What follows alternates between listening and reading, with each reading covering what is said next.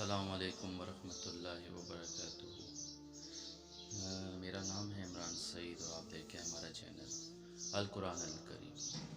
اور سب دوستوں کو گزرا ہوا رمضان اور گزری عید مبارک۔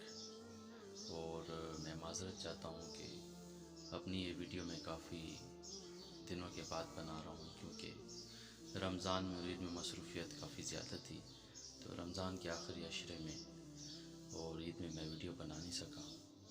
تو شروع کرتے ہیں آج کا سبق۔ اللہ تعالیٰ قرآن میں فرماتے ہیں وَلَقَدْ يَسَّرْنَا الْقُرْآنَ لِلذِّكْرِ فَهَلْ مِن مُدَّكِرٍ، اور ہم نے قرآن کو نصیحت کے لیے آسان کر دیا، تو کیا کوئی ہے جو نصیحت پکڑے۔ نحمدہ و نصلی علی رسول الکریم، اما بعد، اعوذ باللہ من الشیطان الرجیم، بسم اللہ الرحمن الرحیم۔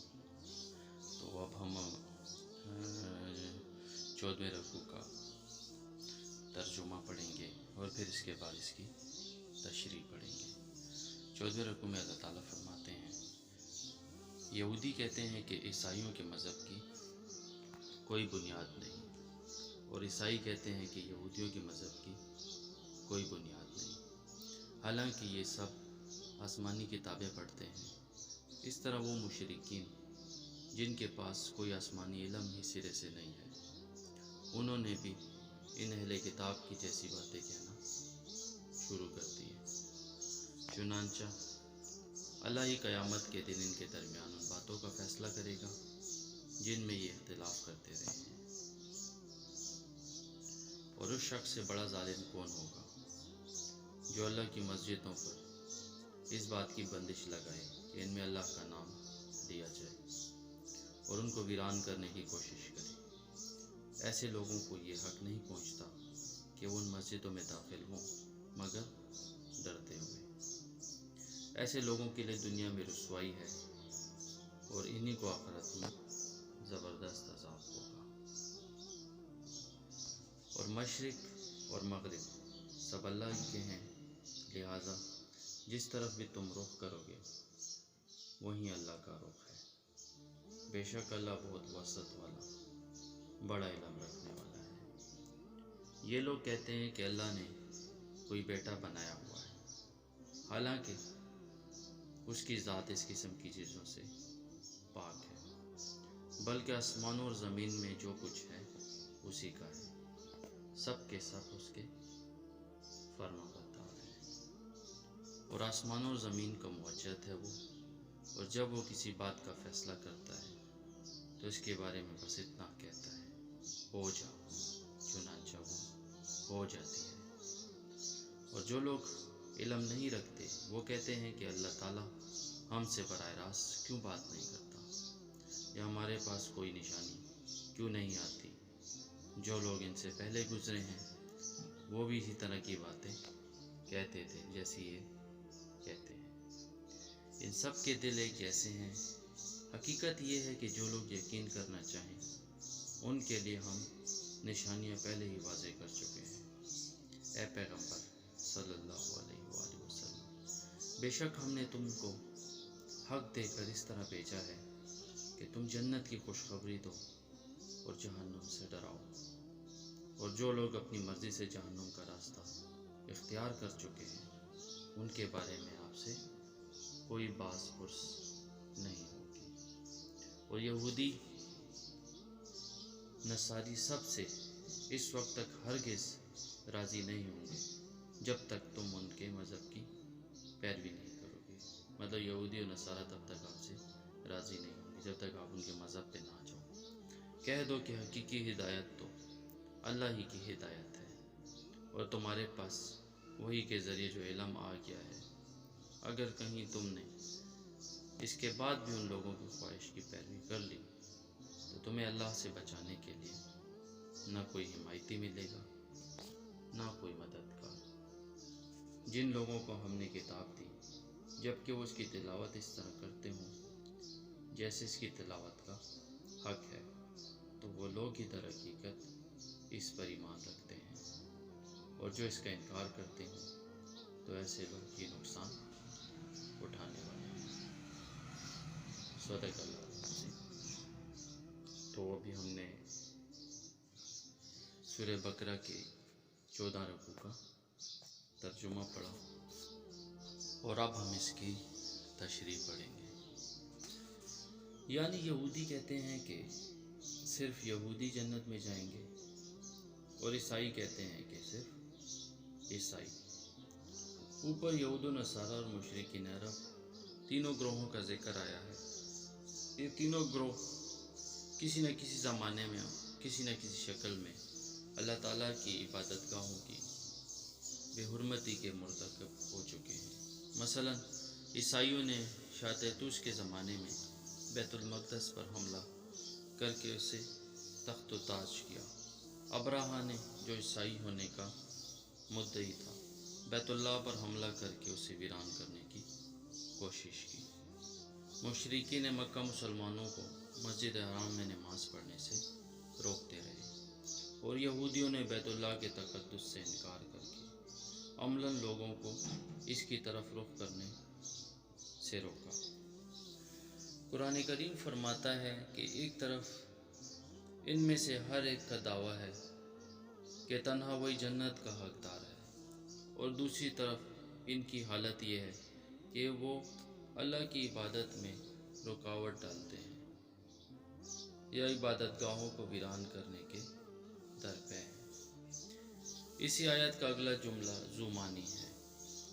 اس کا ظاہری مطلب یہ ہے کہ حق تو یہ تھا کہ یہ لوگ اللہ کی مسجدوں میں اللہ کا خوف لے کر داخل ہوتے، نہ کہ متکبرانہ انداز میں انہیں ویران کریں یا لوگوں کو وہاں اللہ کی عبادت سے روکیں۔ لیکن ساتھ ہی اس میں یہ لطیف اشارہ بھی ہو سکتا ہے کہ عنقریب وہ وقت آنے والا ہے جب یہ متکبر لوگ جو اللہ کی مسجدوں سے لوگوں کو روک رہے ہیں، حق پرستوں کے سامنے ایسے مغلوب ہوں گے کہ انہیں خود ان جگہوں پر ڈر ڈر کر داخل ہونا پڑے گا۔ اور انشاءاللہ وہ وقت جلد آنے والا ہے جب یہ یہودی جو ہے نا، جو آج مسلمانوں پر ظلم ڈھا رہے ہیں، انشاءاللہ وہ وقت جلد آئے گا کہ جب مسلمان دوبارہ سے اپنی عبادت گاہوں میں فلسطین میں آزاد ہوں گے عبادت کرنے کے لیے انشاءاللہ۔ چنانچہ فتح مکہ کے موقع پر کفار مکہ کے ساتھ یہی صورت پیش آئی۔ اوپر جن تین گروہوں کا ذکر ہوا ہے، ان کے درمیان ایک اختلاف قبلے کا بھی تھا۔ اہل کتاب بیت المقدس کو طرف رخ کرتے تھے اور مشرکین بیت اللہ کو قبلہ سمجھتے تھے۔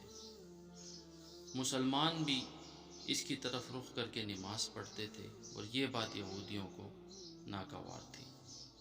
ایک مختصر عرصے کے لیے مسلمانوں کو بیت المقدس کی طرف رخ کرنے کا حکم دیا گیا تو یہودیوں نے خوشی کا اظہار کیا کہ دیکھو، مسلمان ہماری بات ماننے پر مجبور ہو گئے۔ پھر دوبارہ بیت اللہ کو مستقل قبلہ بنا دیا گیا، جس کی تفصیل انشاءاللہ اگلے پارے میں شروع میں آنے والی ہے۔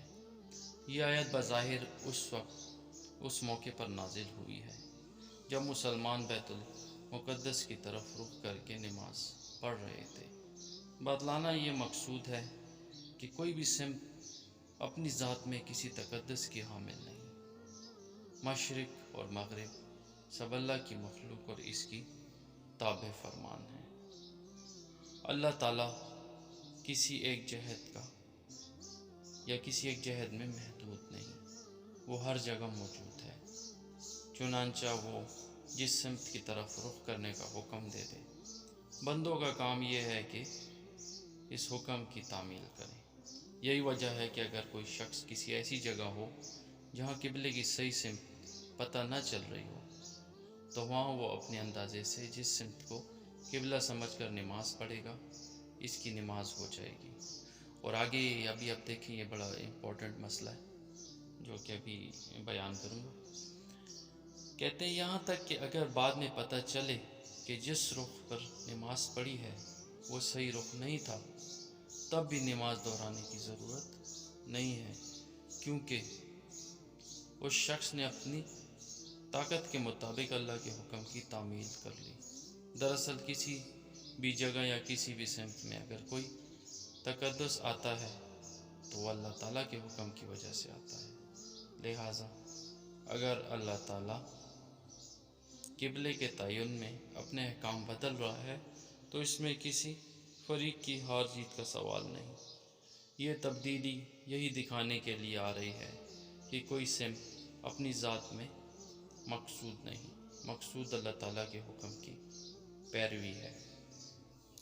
عیسائی تو حضرت عیسیٰ علیہ السلام کو خدا کا بیٹا کہتے ہی ہیں، بعض یہودی بھی حضرت عزیر علیہ السلام کو خدا کا بیٹا کہتے تھے، اور مشرکین مکہ فرشتوں کو اللہ کی بیٹیاں کہا کرتے تھے۔ یہ آیت ان سب کی تردید کر رہی ہے۔ مطلب یہ ہے کہ اولاد کی ضرورت اسے ہوتی ہے جو دوسروں کی مدد کا محتاج ہو۔ اللہ تعالیٰ تو پوری کائنات کا مالک ہے اور اسے کسی کام میں کسی کی مدد کی ضرورت نہیں، پھر وہ اولاد کا محتاج کیوں ہو؟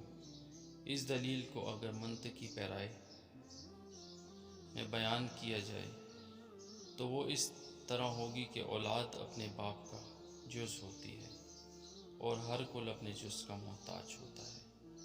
اللہ تعالیٰ چونکہ ہر احتیاج سے پاک ہے، اس لیے اس کی ذات بیست ہے جسے کسی جز کی حاجت نہیں، لہٰذا اس کی طرف اولاد منسوب کرنا اسے محتاج قرار دینے کے مترادف ہے۔ اگرچہ حضور رسالت مآب صلی اللہ علیہ وسلم سے یہ بات ناقابل تصور تھی کہ آپ کفار کی خواہشات کے پیچھے چلیں، لیکن اس آیت نے فرض المحال کے طور پر یہ بات کہہ کر رسول یہ بتلا دیا ہے کہ اللہ کے نزدیک شخصیات کی اہمیت ان کی ذات کی وجہ سے نہیں بلکہ اللہ کی اطاعت کی وجہ سے ہوتی ہے۔ آن حضرت صلی اللہ علیہ وسلم ساری مخلوقات میں سب سے افضل اسی بنا پر ہیں کہ اللہ کی سب سے زیادہ فرما برداری انہوں نے کی۔ بنی اسرائیل میں جہاں سرکش لوگ بڑی تعداد میں تھے، وہاں بہت سے لوگ ایسے مخلص بھی تھے جنہوں نے تورات اور انجیل کو صرف پڑھا ہی نہیں تھا بلکہ اس کے تقاضوں پر عمل کرتے ہوئے حق کی ہر بات کو قبول کرنے کے لیے اپنے سینوں کو کشادہ رکھا تھا۔ چنانچہ جب ان کو آن حضرت صلی اللہ علیہ وسلم کی دعوت پہنچی تو انہوں نے کسی عناد کے بغیر اسے قبول کیا۔ اس آیت میں ان حضرات کی تعریف کی گئی ہے اور سبق یہ دیا گیا ہے کہ کسی آسمانی کتاب کی تلاوت کا حق یہ ہے کہ اس کے تمام احکام کو دل سے مان کر اس کی تعمیل کی جائے، اور حقیقت تورات پر ایمان رکھنے والے ہی وہی لوگ ہیں جو اس کے احکام کی تعمیل میں آن صلی اللہ علیہ وسلم پر ایمان لاتے ہیں۔ شکر الحمدللہ۔ آج ہم نے سورہ بقرہ کے 14 رکوع کا ترجمہ اور اس کی تشریح پڑھی، اور آج اس تشریح میں اور ترجمے میں ہم نے ایک بہت امپورٹنٹ جو ذکر تھا اس کو بھی ہم نے سنا کہ قبلے کا تعین، اگر ایسی جگہ پہ آپ ہیں جہاں پہ آپ کو قبلے کی سمت معلوم نہیں ہو رہی تو آپ کسی طرف بھی اگر اپنا تعین بہترین کوشش کریں کہ قبلے کا تعین اپنی طرف سے بہترین کر سکیں، تو اگر آپ نے اس طرف نماز پڑھ لی جس رخ پہ تو اللہ تعالیٰ کے ہاں وہ نماز مقبول بھی ہوگی اور انشاءاللہ قبول بھی ہوگی۔ تو اکثر حضرات اس پہ وہ کرتے ہیں کہ یار نماز دوبارہ پڑھنی چاہیے، لیکن اگر آپ کیونکہ مشرق مغرب سب اللہ تعالیٰ کی ہے، ساری کائنات اللہ کی بنائی ہوئی ہے، ساری کائنات اللہ کی ہے، تو اگر آپ دل صدقے دل سے کسی طرح بھی نماز ادا کر دیتے ہیں تو وہاں پہ آپ کی اس جگہ پہ آپ کی نماز ہو جاتی ہے، اس نماز کو دوبارہ دہرانے کی ضرورت نہیں۔ تو بس یہ ہماری چھوٹی سی کوشش ہے کہ ہم قرآن کا یہ علم جو کہ ہر مسلمان پر فرض ہے، ہم اس کو پھیلانے کی کوشش کر رہے ہیں۔ میری کوشش اور میری خواہش یہ ہے کہ یہ جو ہمارا سلسلہ ہم نے شروع کیا ہے یہ زیادہ سے زیادہ پھیلے اور زیادہ سے زیادہ لوگ اس سے علم حاصل کر سکیں، کیونکہ اللہ تعالیٰ نے قرآن ہمارے لیے اسی بھیجا ہے کہ ہم اس کو پڑھ سکیں، اس کو سیکھ سکیں، اس پہ عمل کر سکیں اور دوسروں تک پہنچا سکیں۔ تو میرے دوستوں بھائیوں، میری آپ لوگوں سے صرف گزارش یہ ہوتی ہے کہ میرے اس چینل کو آپ لوگ سبسکرائب کریں اور زیادہ سے زیادہ اس کو شیئر کریں، اپنے دوستوں سے بھی کہیں کہ اس کو سبسکرائب کریں۔ اس کے پیچھے وجہ یہ ہے کہ سبسکرائب کرنے سے جو آنے والی میری جو ویڈیو ہوگی وہ ان کو متواتر ملتی رہے گی، جس کی وجہ سے وہ ڈسکنیکٹ نہیں ہو سکیں گے اور وہ اس سبق کو پڑھ سکیں گے، سن سکیں گے۔ تو شیئر کریں اس کو زیادہ سے زیادہ، اور اپنے دوستوں سے کہیں کہ اس کو زیادہ سے زیادہ شیئر بھی کریں اور اس کو سبسکرائب بھی کریں، تو اس سے ہماری حوصلہ افزائی بھی ہوگی۔ اور انشاءاللہ سلسلہ تو ہم جاری رکھیں گے، ہماری کوشش یہ اگر زندگی رہی تو انشاءاللہ قرآن کے 30 سپاروں کا پورے کا پورا سبق جو ہے نا انشاءاللہ میں اس کو تکمیل تک پہنچاؤں گا۔ تو بس آپ ہمارا ساتھ دیں اس کوشش میں، باقی اپنا خیال رکھیں اور دعاؤں میں یاد رکھیں۔ اللہ حافظ۔